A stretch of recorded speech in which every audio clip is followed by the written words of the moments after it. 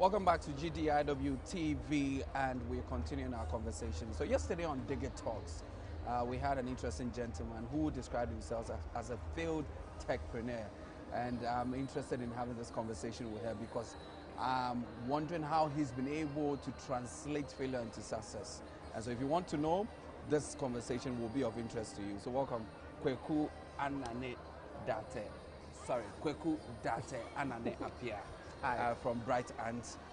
Thank you very much for joining us on GDIW TV. So tell us, yesterday you boldly accepted that you are a failed techpreneur. Tell us more about that. Okay, I just accepted that because indeed I have tried several tech projects. I've tried to be a tech entrepreneur the traditional way, and it's failed.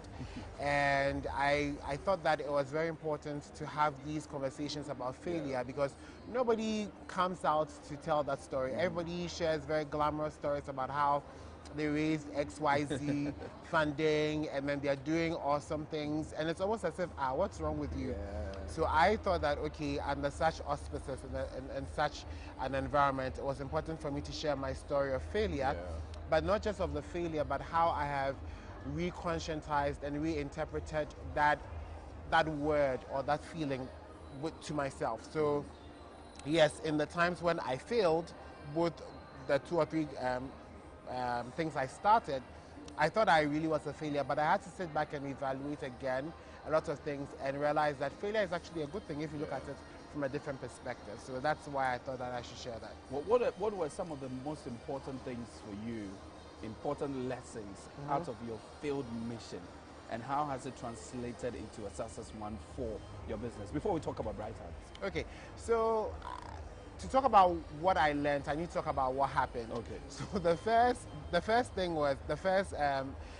thing I did, or the first company that I started, tech enterprise I started, was based on a response to a problem. So I remember I was in school, I was about to write my final dissertation, and I had to do literature review. And I was taken to a room somewhere where the eventual fate of my final dissertation would end up. So it's like you finish your work and then slung into a room somewhere, no one knows about it. And I was just thinking, wow, Harvard thrives on this. The Harvard whole, the business review, the law review, they thrive on the research of their students, and then they connect that research to enterprise, and then they sell it, they commercialize it. So I was thinking, okay, wouldn't it be brilliant if we found a way to commercialize, first of all, digitize all the research and then be able to put it online, where then industry which is looking for specific research or specific solutions which have already been researched on can then be connected to this. So I thought, okay, this would be a brilliant idea. Wow. Again, it was in my head. Then someone came, I was having a conversation with a mentor, and he said, oh, this is brilliant. Let's do this. Write a business plan. So I went with the business plan, came, I presented to him, said, oh my God, this is fantastic, I'm going to fund it. First of all, you go and start it with what you have. I'm like, if I had the money to do this, I wouldn't have, done this. I mean, I wouldn't have come to you in the first place, but of course. So I started out, to start this thing. And I didn't know anything about coding. I didn't, absolutely nothing. So I got some guys, spoke to some friends, and then they directed me to some guys, and they said they could build it. Wow. And I showed them what I wanted, a finished product online. I said, okay, build me this, and then I'll take the rest from there. Wow. And they started building it. And again, my expectations were so high.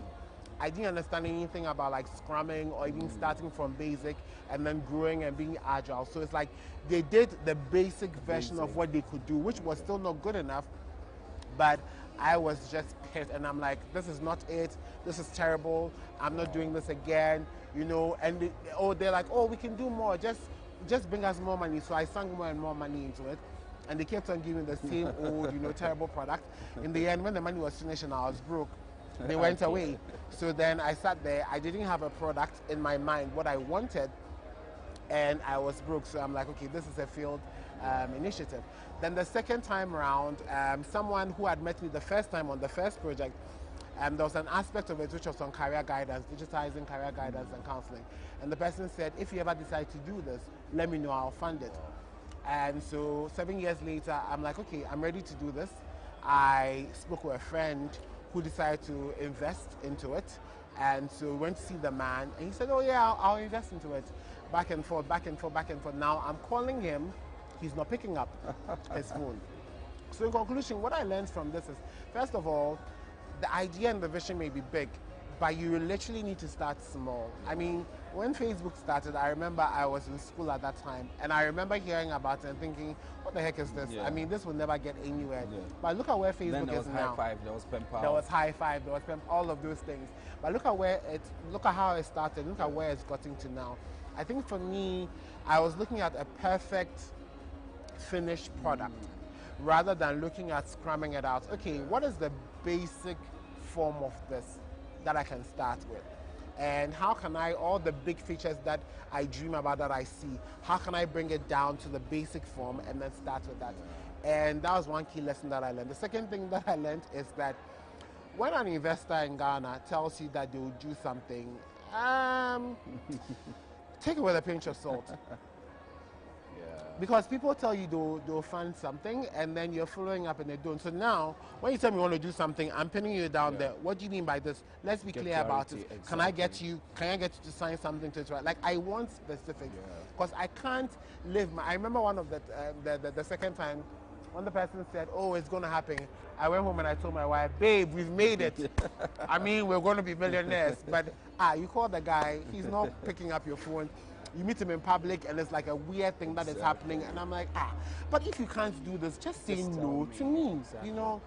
So it's from all these experiences that I've learned and that I've repackaged it all, and now I use it to empower other people in their, you know, on their techpreneurship. And that's what we also need. Sometimes some people would have to go through it so that we learn from it and then maximize. So quickly before we leave, tell us about Bright Ants and then the future of Bright Ants. Okay. Again, Bright Ants is, I think I just have a very interesting journey. So Bright Ants, I didn't set out to start Bright Ants for something intentional. It was a response to a client who wanted me to do something, and I had to set up a company, so I did. But eventually what Bright Ants is doing now is that I am a communications and marketing communications strategist. Okay. That's what my career trajectory has been.